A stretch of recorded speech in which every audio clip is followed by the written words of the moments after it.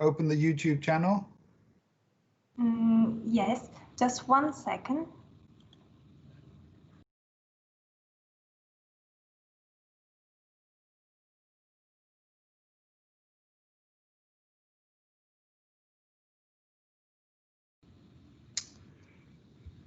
Okay, let's kickstart. Okay, let's kickstart our celebration of World Environment Day here with the whole UN family in Bangkok. Let me thank my colleagues Jurka from UNEP and Giovanni from UNODC who are joining me today for this opening of what's become an annual tradition for us here in Bangkok to celebrate World Environment Day as one of the most important days to again reinforce and remember the awareness needed, the action needed on the environment, on protecting the environment. This year's theme is time for nature, and we all know that it's time for nature, whether it's because of what we've seen all around us with COVID, whether it's all of the natural disasters, whether it's the bushfires we saw earlier in the year in Australia.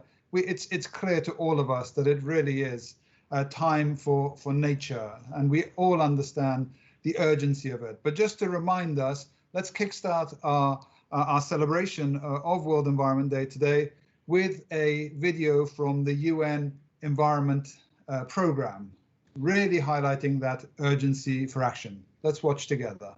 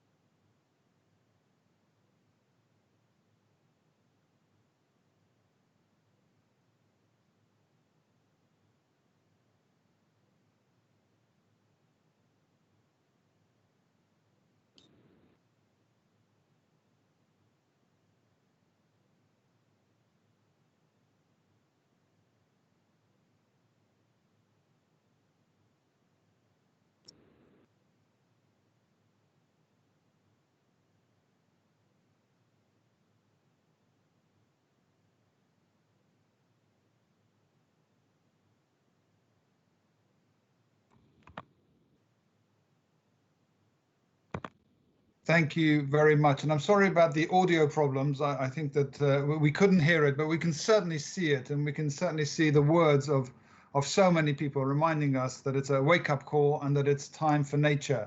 The technical colleagues, if we can try to resolve our problems and run that video again at the end of the session, because it's a really a magnificent video, and I encourage everybody to find it also online and to share it. Now, to start us off, let me give the floor to our colleague Jurka Tamalanda, who is the coordinator of the Secretariat of the Coordinating Body on the Seas of East Asia, COBSE.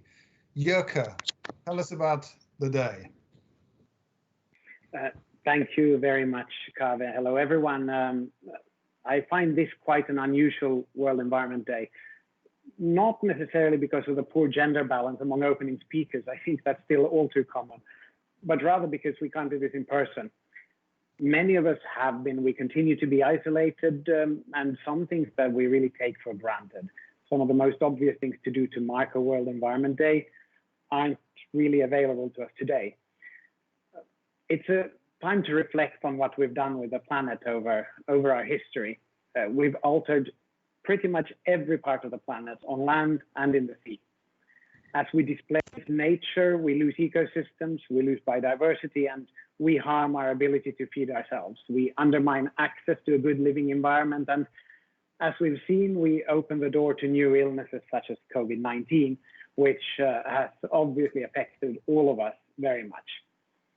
And it looks to me like nature is using this so-called super year for biodiversity to send us a message. To care for ourselves, we must care for nature, and we must care for nature much better than we have done today. So this World Environment Day, we need to ask ourselves, how can we act on that message? We might often feel quite entitled to the joys and benefits of nature, and equally, it's easy to feel powerless in the face of issues such as climate change or pollution and indeed COVID. So what can we do? What can you do? I think the most important thing is to make nature a part of all the choices we make and all the actions we take throughout our lives. I'm talking about choices and actions as consumers. What do you buy? Why? What do you do with it? And how do you dispose of it? I'm talking about choices and actions as citizens. How do you engage in public processes in the countries you're from, where you live? And of course, choices and actions as professionals. How and to what extent do you make nature a part of your job? Whether it's avoiding single-use plastic products, increasing your environmental awareness, that of others, this is not somebody else's task. It's our task. It certainly is the task of the UN Environment Programme, but not only. And in this regard, I'm very, very happy to be here with you, Kaveh, and with Giovanni, and of course with all of you participating. So with that, that's really all I had to say, except the one and most important thing, it's time for nature. Thank you.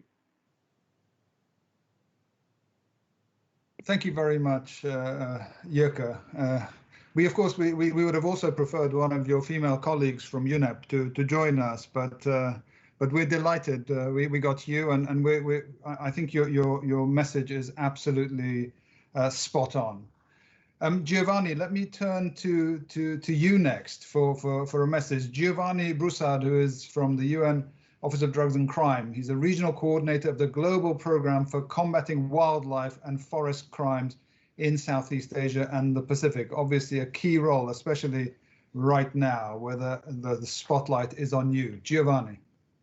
Thank you, Kaveh, and well, a happy World Environment Day to everyone. It's certainly a day for celebrating the wealth of biodiversity in the planet, in Southeast Asia and in Thailand in particular. But it's also a day that we should use to reflect on the loss of biodiversity that we've seen over the past decades. One of the drivers of this loss is certainly the illegal trade of wildlife and forest products, something that keeps me and UNODC quite busy. But it's a crime that has been growing over the past decades in frequency, in volumes, in sophistication. And nowadays we can really consider it a modern form of organized crime whereby criminals manage to move wildlife and natural products from country to country, from countries to continents, through corruption, fraud, money laundering. So I'm quite happy, I'm very proud actually of the work of the United Nations, especially here in Thailand, in assisting the government to protect nature, to protect biodiversity, and to secure to justice those that exploit the loopholes of the laws to actually perpetrate their criminal activities. But I think that, as Jyrki said, we all have a task, a job to play, and we all individually can contribute to the fight against illegal wildlife trade.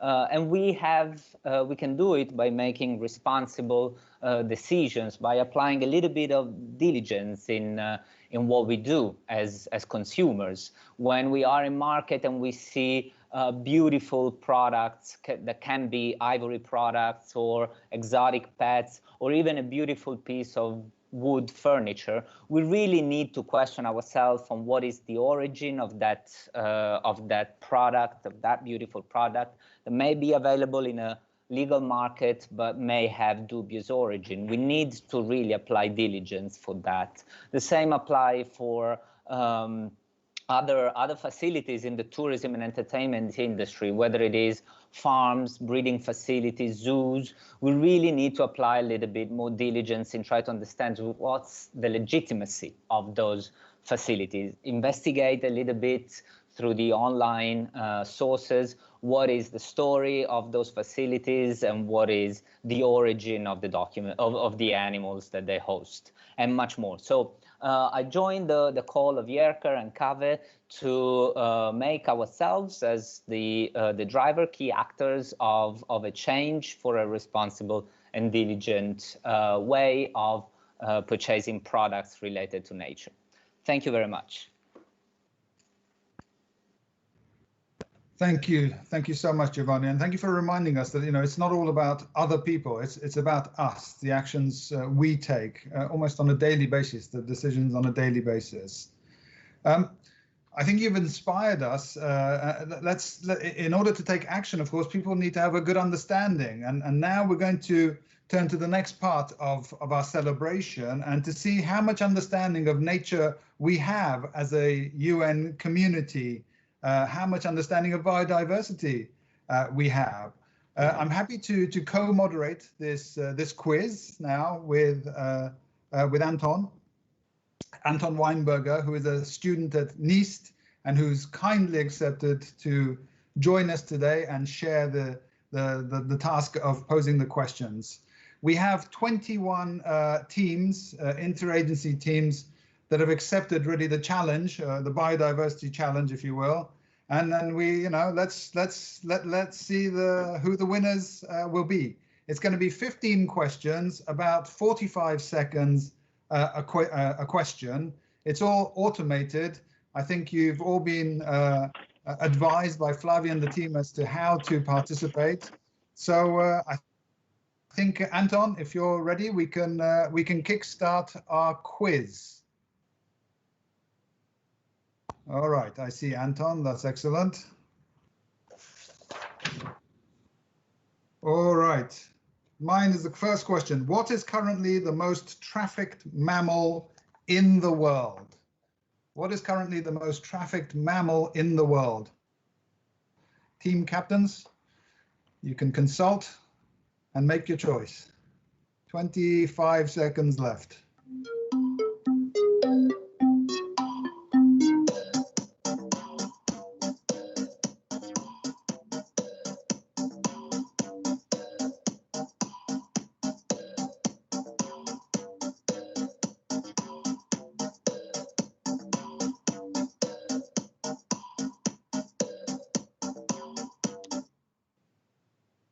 Very good. So most of you were right. Between 2014 and 2018, 370,000 pangolins were seized globally, just seized.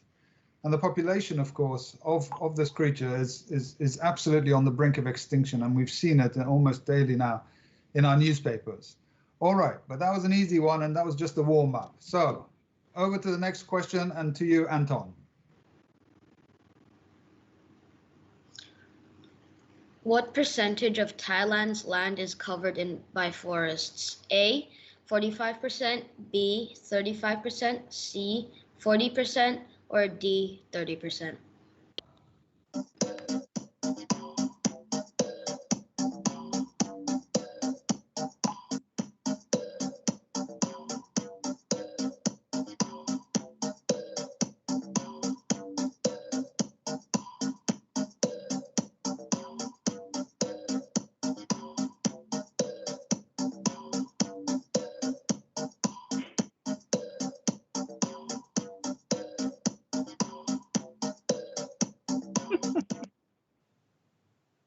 All right. Very good. Anton, did you know the answer? There's All right. I guess.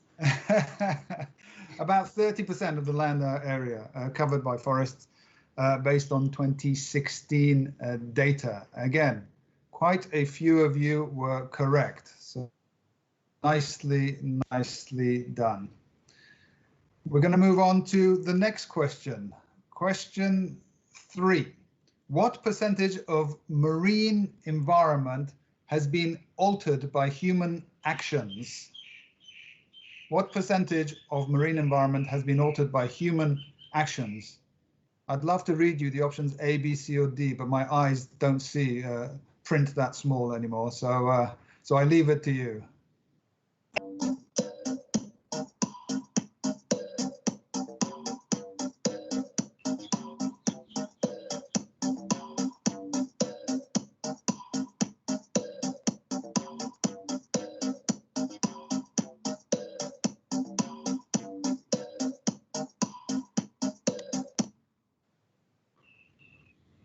All right, let's tally the answers. So the correct answer, about 3/4 of the land-based environment and about 66% of the marine environment have been significantly altered by human actions. That one caught a few of you out, it seems. Many of you thought it was even more. My goodness. Well, hopefully it won't be if we all do our job right. Okay, Anton. How much of a tiger's historic range has been lost? A, 93%, B, 43%, C, 73%, or D, 53%?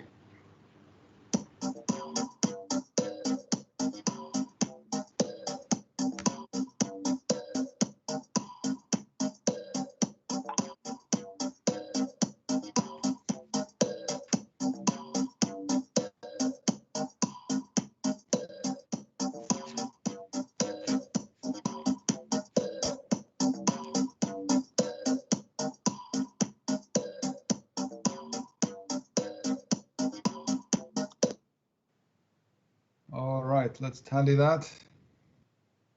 Yeah, unfortunately, most of you were right. About 93% of the historic range has been lost to human activities, including, of course, the clearing of forests for agriculture. It's really quite an unbelievable figure. 93% of the historic range of the tiger has indeed been lost. Okay, let's move on to the next question. What percentage of crops are dependent on bee pollination globally? What percentage of crops are dependent on bee pollination globally?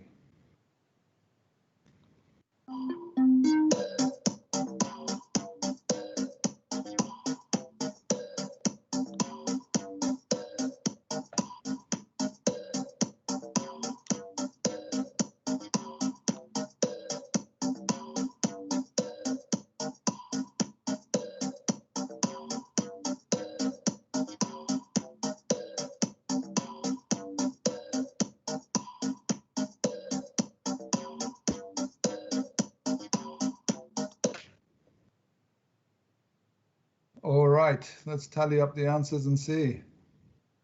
Nice job. Close to 75% of the world's crops producing fruits and seeds for human consumption depend, at least in part, on pollinators for sustained production, yield, and quality. And of course, the diversity of food available is largely owed to animal pollinators. So we lose them at our peril. Next question, Anton. What are the species that have been illegally logged or traded in the recent past of Thailand? A, pine and oak, B, rosewood and teak, C, acacia and salvia, D, none, all of them.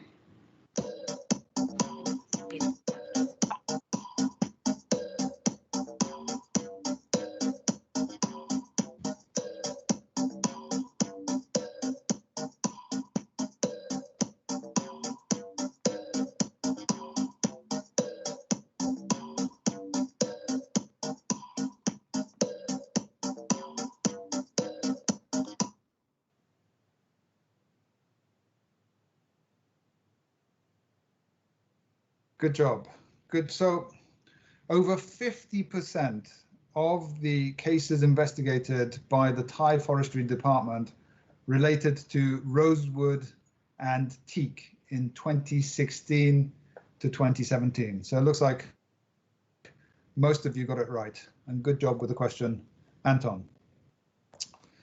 Now we move from the land to the sea.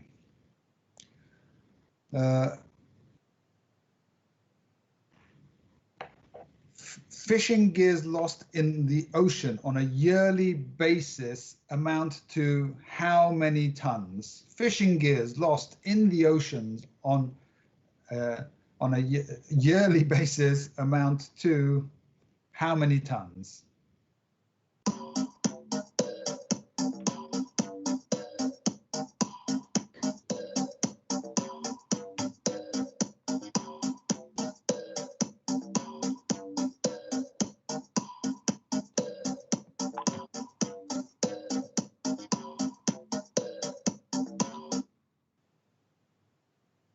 This one was the difficult one, but most of you still got it right. 640,000 tons of fishing gear is lost each year, and that fishing gear makes up 10%, only 10%, of all marine debris, but 58% of all microplastics in the ocean. Wow, that's frightening. So that's what we are eating in our fish. Okay, Anton, the next question is back over to you.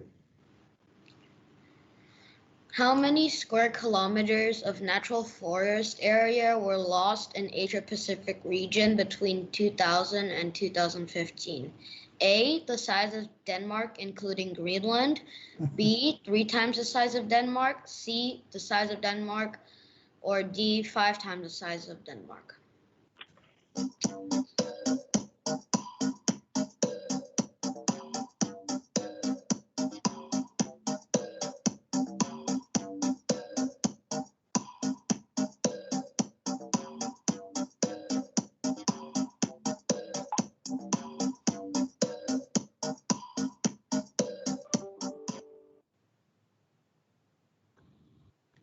All right.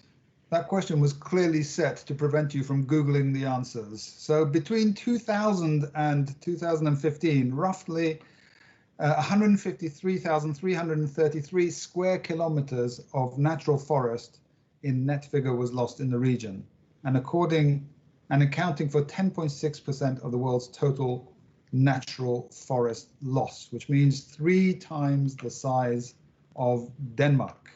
Wow. Next question, which countries in the Asia-Pacific region registered the highest number of threatened species? Which countries in the Asia-Pacific region registered the highest number of threatened species?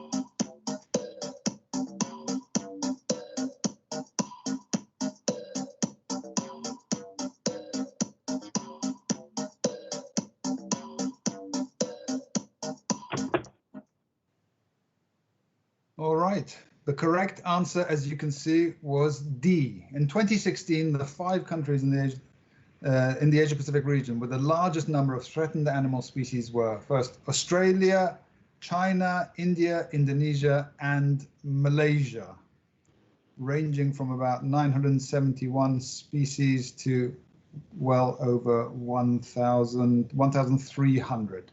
So the correct answer was D. Anton. Who was the first endangered animal to get a Tinder account? A, a panda. B, a rhino. C, a leopard. D, a tiger. So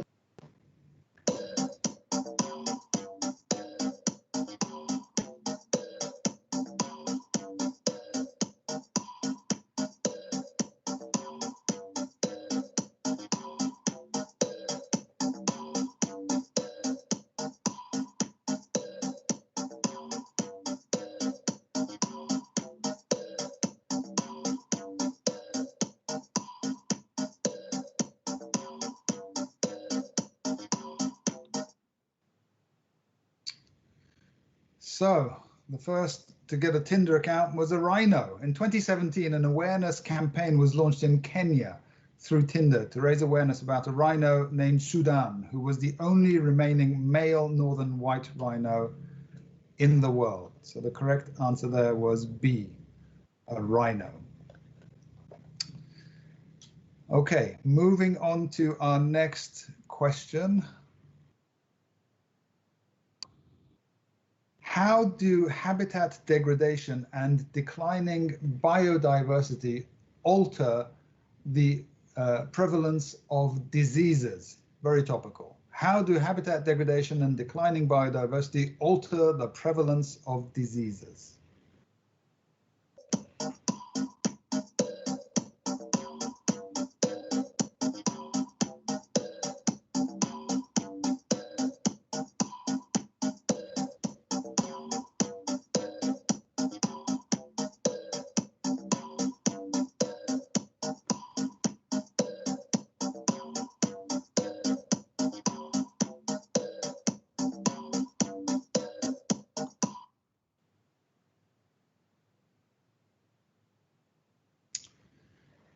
Yes, so of course the correct answer is B. Patterns of infectious diseases are sensitive to changes in ecosystems, and all of us sitting in our various homes, of course, understand that as well as can be now. And Giovanni really talked to this issue as well in his opening. All right, Anton, I hand over to you for the next one. Which ecosystem has the highest amount of biodiversity? A. Tropical rainforest. B. Coral reefs. C. Temperate rainforest. D. Same in the tropical rainforest as the coral reef ecosystems.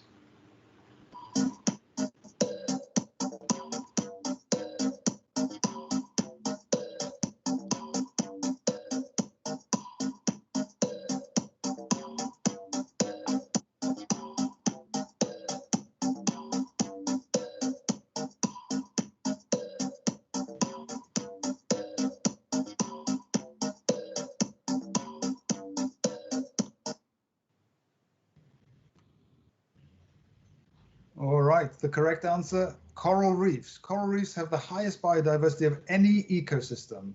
They're home to more than 25% of all life in our oceans, occupying less than 1% of the ocean floor. I suspect this question was one of Jurka's ones as well.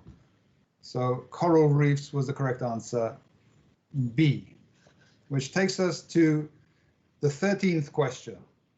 What share of global ocean fish stocks are depleted, overexploited, or being fished at their limit?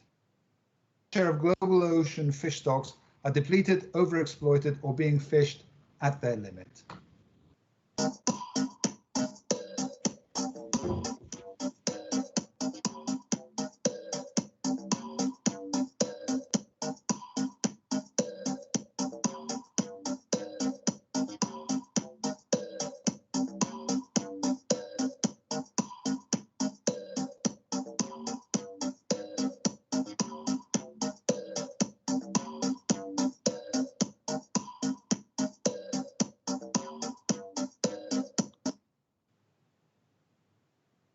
So, the correct answer, C.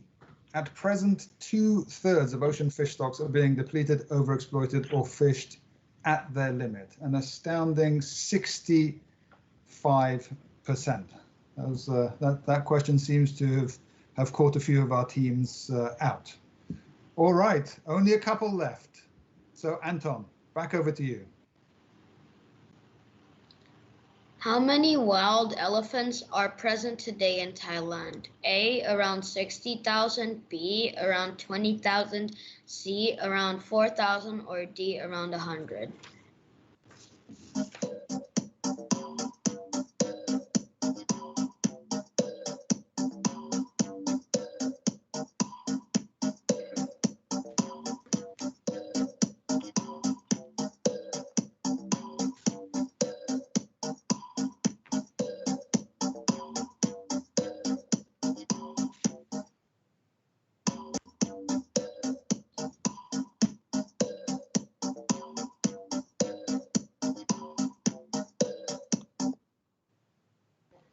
Let's tally that up.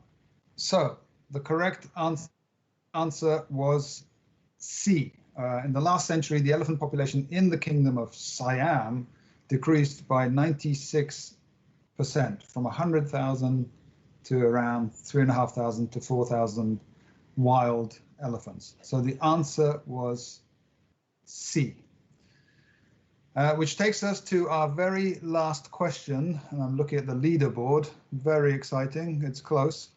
What type of wildlife species have been confiscated in Thailand over the past 5 years? So what type of wildlife species have been confiscated in Thailand over the past 5 years?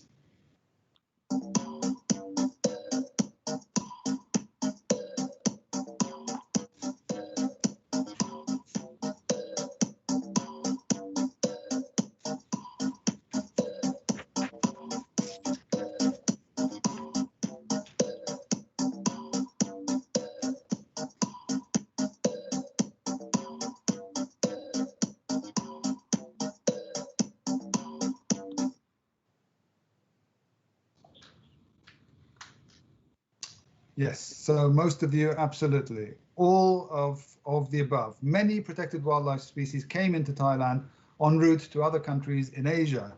For example, between 2014 and 2017, customs authorities seized about 7 tons of ivory, about 10,000 turtles and tortoises, and nearly 6 tons of pangolin. Extraordinary, extraordinary. So that brings us to the end of our quiz. And we're looking at our leaderboard, and at the very top, we have as the winners, green volunteers. And a very, very close second, we have standard deviations.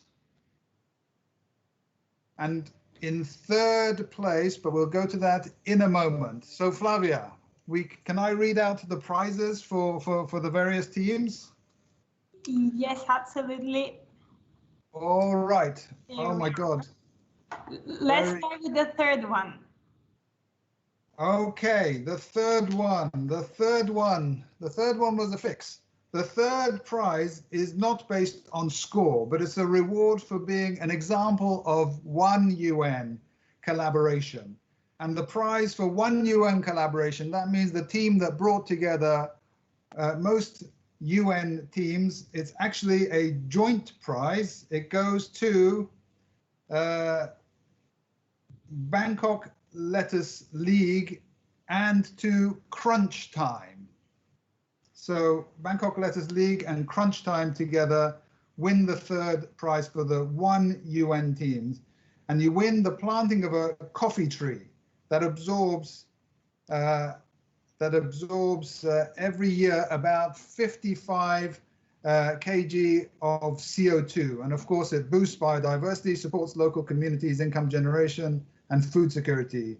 And the tree will have the team's name, and you will be able to monitor it online, and we will provide you with those details. So congratulations to the 2 best one UN teams, Crunch Time and Bangkok Lettuce.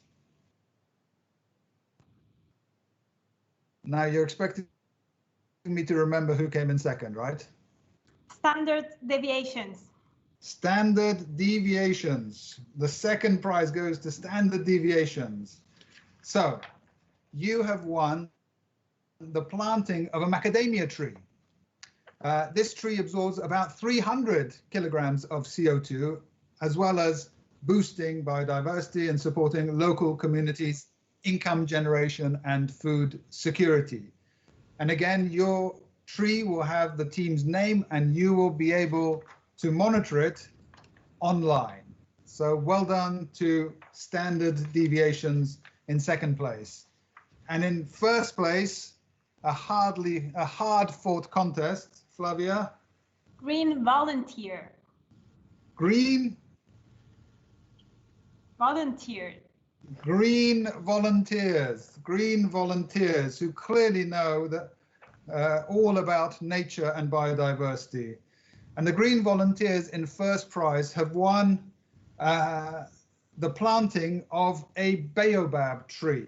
And this tree absorbs more than any of the others. In fact, this tree absorbs about 300 kilograms of CO2 every year and boosts biodiversity. And again, your tree will have your team's name on it, and you will definitely be able to watch it grow and monitor it online. So, with all of that said and done, I think this was a fun way for us to think about biodiversity, to think about nature, but really the words of both Jirka and Giovanni should resonate with us as a take home from our celebration today. That a lot of these actions do in fact start with us. So I hope that through the quiz you have been inspired to do more. I'm really very grateful to Anton for joining and for sharing the task of quizzing our UN teams on this World Environment Day. Well done to you, Anton, and thank you so much. Do you want to say anything? We're very, very grateful. You've done a great job. I want to thank Jirka and Giovanni also for actually really setting us off on the right tone for today's World Environment celebration. I want to thank all the over 20 teams that took part in the quiz competition, and of course I want to thank the brilliant teams, the brilliant team that put it all together, the quiz, the questions, the electronic quiz system, and brought us all together to have a little bit of fun around a really, really important issue. And clearly, as Jirka said, it's time for nature. So thank you, everybody. Thank you for joining us on this World Environment Day, and I hope you have a great rest of the day.